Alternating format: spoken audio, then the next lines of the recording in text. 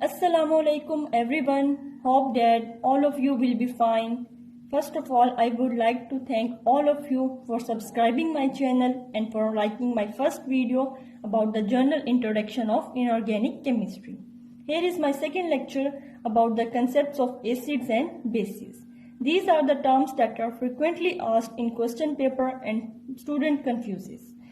After watching my video, you will be able to solve all the conceptual questions inshallah. So let's move on quickly. What is an acid and what is a base? First question is.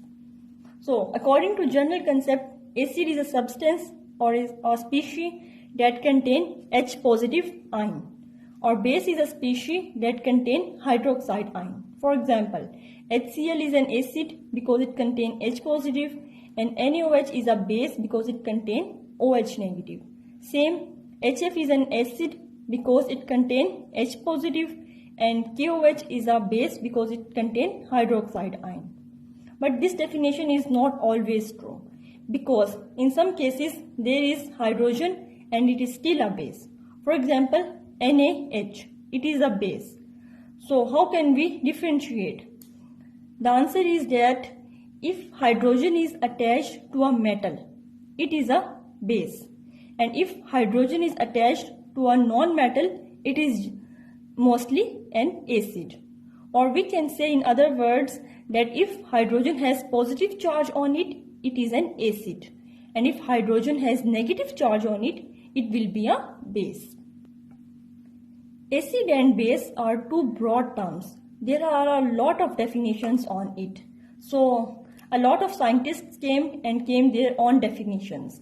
The three main concepts or three main definitions on acids and bases are first of all, Arrhenius acids. The very first concept and the very first scientist who gave definition of acid and base is Arrhenius.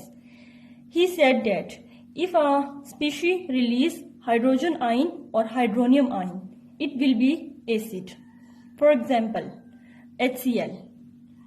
Hydrogen ion and hydronium ion are equivalent. In water, hydrogen ion basically do not exist. H positive ion quickly combines with water and give hydronium ion. So we generally write hydronium ion, but it is equivalent to H positive because both have +1 charge on them.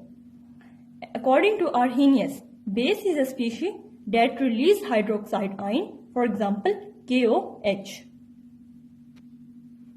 The second concept is Laurie Bronsted acids and base concept.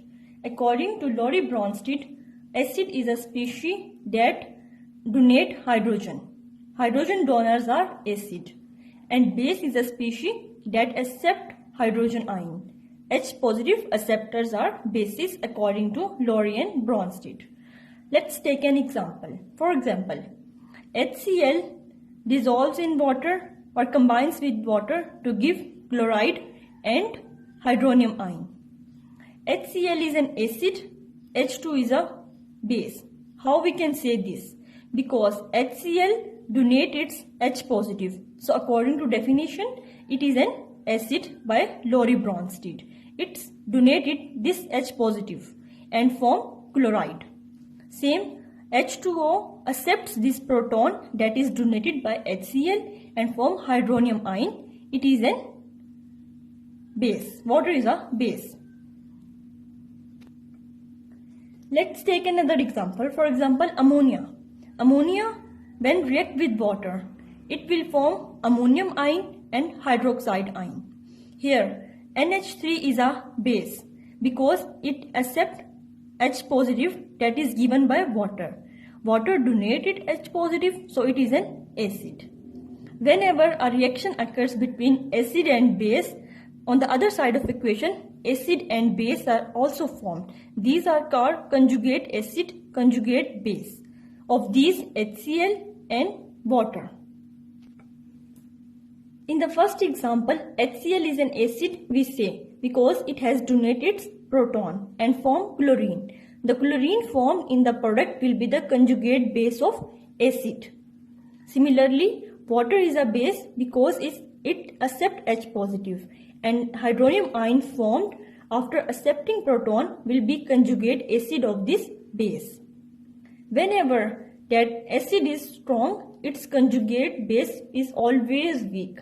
And when base is strong, its conjugate acid is weak. These two terms are opposite to each other always. In the second example, same, NH3 is a base, and after accepting proton, it will form NH4 positive, that is conjugate acid of the base. And water is an acid, and after losing proton, it forms conjugate base of water. OH negative is conjugate base of water. For example, water. Write its conjugate acid and conjugate base. If we add H positive, it will form conjugate acid of water, and if we remove H positive, it will be OH negative. In other words, we can say that if there is an increase in the positive charge, it will be its conjugate acid, and if there is a decrease in the charge, it will be conjugate base. For example, water is a neutral compound, there is no charge on it. In its conjugate acid, there is an increase in the positive charge, so it is conjugate acid.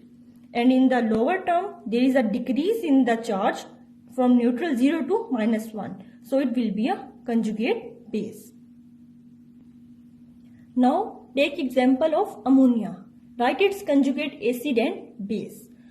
If we add a positive charge or hydrogen ion to increase the charge, it will be its conjugate acid, like NH3 add H positive. NH4 positive will be its conjugate acid. And if we remove one H positive, it will be NH2 negative. It will be conjugate base of NH3.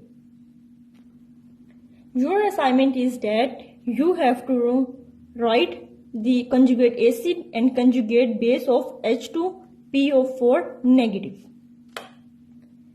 Let's move to third concept, that is Lewis acid and base. Lewis said that acid is a species that accept electron pair and base is a species that donate electron pair. For example, BF3 NH3. Nitrogen has lone pair on it, and BF3 is an electron deficient species. So BF3 accepts the lone pair of nitrogen. So BF3 is an acid and NH3 donates its lone pair, so it is an base according to Lewis. Now when we talk about acids and base, the terms pH and POH also arises.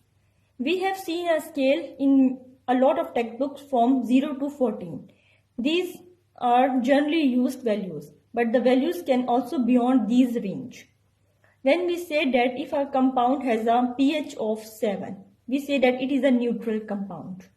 If the pH lies below 7, it is acidic, and if the pH lies above 7, it is basic.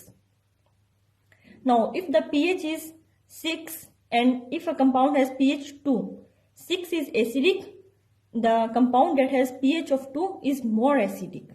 Base is opposite to it. The more closer the value to the 14, the more basic it is. For example, we have two compounds. One has pH 8 and one has pH 11. 11 is more basic. How we can find pH? We can find pH if we know the concentration of hydronium ion. pH is minus log of hydronium ion concentration. The bracket show concentration. And similarly, POH is negative log of hydroxide concentration. In any solution, the sum of pH and POH is equal to 14 at 25 degrees centigrade always. Now, what are strong acids and what are weak acids? Strong acids are those acids that ionize completely, and weak acids are those which partially ionizes. We can say that strong acids ionizes 100% and weak acids ionizes less than 5%. They form strong electrolytes that can conduct, and weak acids form weak electrolytes. For example, HCl, HBr, HI are strong acids, while HF is a weak acid. HNO3, H2SO4, HClO4 all are oxyacids and all are strong acids. And NH4 HCN, HNO2, H2SO4, and acetic acid are weak acids.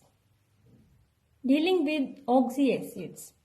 Now what are oxyacids? That acids that contain oxygen in them are called oxyacids. Now H2SO4, HNO3, these are oxyacids. We can say that H2SO4 is a strong acid than H2SO3 and HNO3 is strong acid than HNO2. Like HClO4 stronger than HClO3, stronger than HClO2, stronger than HClO. How we can say this? By increasing the number of oxygen atoms, the strength of the acidity increase. If a substance contains 4 oxygen, it will be more acidic than the substance that contain 3 oxygens. But this trend is only for oxyacids. HCl is not an oxyacid, it is stronger than HClO. By increasing the oxygen atom, the oxidation state on atoms increases. So that's why the acidic strength increases. As the oxidation number increases, acidic strength increases. How we can predict that an acid is a strong or weak? For example, consider these two equations. HCl dissolves in water and give chlorine, chloride ion and hydronium ion. Similarly, HF is a weak acid we know, and when it dissolves in water, it gives fluoride ion and hydronium ion. The products are same in both cases. The only difference is that in the arrow. When an acid is strong, it completely ionizes and we use a single arrow. And if an acid is weak, it partially ionizes and we use double arrow because the reaction is reversible. So that's why this is the only difference. In this way, we can predict that the acid is weak or strong. Next lecture, we will talk about acids and bases further and deal with its numericals.